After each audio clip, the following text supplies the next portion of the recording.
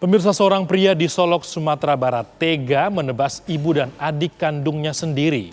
Sang istri disebut juga hampir menjadi korban, namun beruntung bisa diselamatkan. Benarkah hanya demi memperdalam ilmu hitam pelaku tega berbuat keji? Mungkinkah ada faktor lain yang melatar belakangi? Simak selengkapnya dalam ulasan khas Ragam Perkara. Demi ilmu hitam, ibu dan anak jadi tumbal.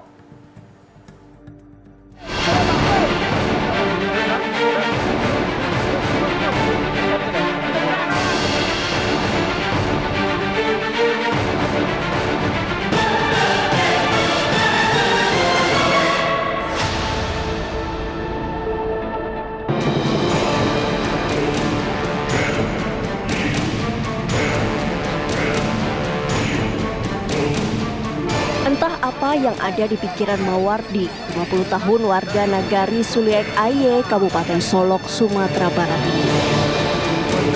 Ernest, 70 tahun, yang tak lain adalah ibu serta adik kandungnya Indah Permatasari, 30 tahun, harus meregang nyawa akibat tebasan parang yang ada di genggamannya tanpa bisa melawan. Warga mengetahui aksi tak terpuji Mawardi lantaran melihat Mawardi lari ke hutan dengan membawa parang. Usai Ernest tak bisa dihubungi.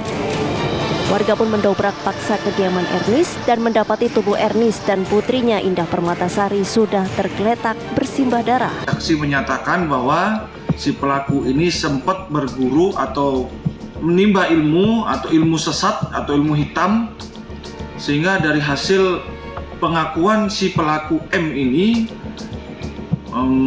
memperkirakan bahwa ibu itu bukan ibunya karena orang tuanya sudah lama meninggal dan akhirnya dilakukan pembunuhan tersebut. Menurut pengakuan si tersangka atau si inisial M ini, bahwa dia sempat memegang parang dan memegang kapak, dan kedua jenazah tersebut, kedua korban tersebut sempat menahan dengan tangannya. Bahkan pada saat itu sempat merebut senjata kapak dan parang tersebut, namun karena kedua korban tersebut perempuan, jadi tenaga si pelaku ini lebih besar dan sampai akhirnya robek di bagian leher. Disebut-sebut, Mawardi melakukan aksi kejinya karena tengah mendalami ilmu hitam. Bahkan keluarga menyebut Mawardi memiliki kelainan. Mawardi gelap mata dan menganggap ibu dan adik kandungnya ibarat musuh yang harus dihabisi. Sang istri yang tinggal di Provinsi Bengkulu juga hampir menjadi korban ketidakwarasan Mawardi. Namun beruntung bisa diselamatkan polisi dan warga sekitar. Kena gangguan, aku bilang lebih kurang dah 10 tahun yang lewat. Tapi itulah bolak-balik penyakitnya tuh. Berobat kemana? Yang sempat kami merawat kemarin ini baru 3 bulan terakhir nih lah lebih kurang. Itu yang dia tinggal di sini sama mama. Yang biasanya selama ini kan sama istrinya di Bengkulu. Terus kemana aja dulu pernah dibawa berobat? Ke Pekanbaru tempatku udah, ke tempat adekku di Jakarta udah. Sempat dia beberapa kali bolak-balik, di sini pun ada. Iya, itu mungkin karena dia takut tadi, dia tuh sakitnya tuh takut rasa dikejar-kejar orang. Ada yang ngikutinnya rasanya kan. Udah dibawa berobat ke Jakarta, ke Pekanbaru, ke Bengkulu tuh bolak-balik. Dia tetap diikutin sama orang tuh katanya. Tapi entah bentuk apa orangnya kita nggak tahu kan. Yang perasaan dia diikutin sama orang tuh terus. Sampai di kampung pun dia kayak gitu juga. Makanya dia sempat lari ke hutan tuh untuk melindungi dirinya, maksudnya tuh.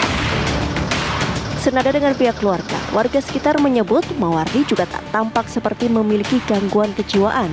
Kendati demikian, ia disebut acap kali pergi ke salah satu gua di hutan wilayah Jorong, Koto Tuo berjarak 1 km dari wilayah tempat tinggalnya bila penyakitnya kambuh.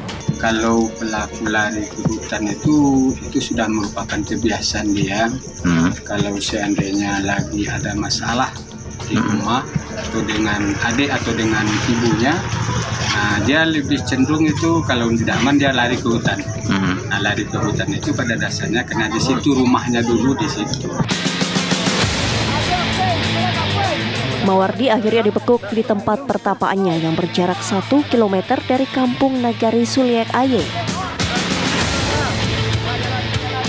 Kendati sempat melakukan perlawanan, Mawardi akhirnya tak berkutik setelah dihadiahi tembakan peringatan. Pada awalnya kondisi pelaku inisial M ini masih dalam kondisi normal seperti biasa. Pada saat penyidik memeriksa itu masih bisa diajak komunikasi seperti biasa dan menjawab pertanyaan dari penyidik pun lancar, tidak ada hambatan dan tidak ada ditemui kendala sedikit pun. Berjalan 3 hari, saat ini kondisi pelaku sudah mulai agak berubah, sudah banyak diam, merenung, dan untuk itu kami beserta penyidik beserta tim nanti akan observasi. Ilmu hitam memang acap kali menjadi momok bagi banyak orang. Bukan hanya karena kerap dijadikan media untuk balas dendam, tapi juga membawa petaka. Lantas mengapa masih saja ada orang yang mendalami ilmu hitam dan berujung memakan korban nyawa? Biasanya awalnya dimulai dari pengharapan. Harapan itu akhirnya tidak tercapai, lalu mencari dengan cara ilmu. Dengan ilmu itu maka akhirnya diharapkan bisa terpenuhi, tapi sebetulnya mencari ilmunya dia sudah agak sakit jiwa, sudah ada suatu kebingungan. Kebingungan itu diatasi dengan mencari ilmu hitam. Akhirnya didapatkan lewat ilmu hitam, tapi karena akhirnya terlalu berat untuk dirinya, maka dia malah menjadi sakit jiwa. Jadi antara ilmu biasanya kalau orang bisa dia duluan ilmu sakit jiwa, kemudian mencari ilmu hitam, atau dia mengikuti ilmu hitam dulu, baru dia jadi sakit jiwa. Mawardi kini harus membayar perbuatannya. Ia dijerat pasal 338 KUHP dengan ancaman pidana 15 tahun kurungan penjara.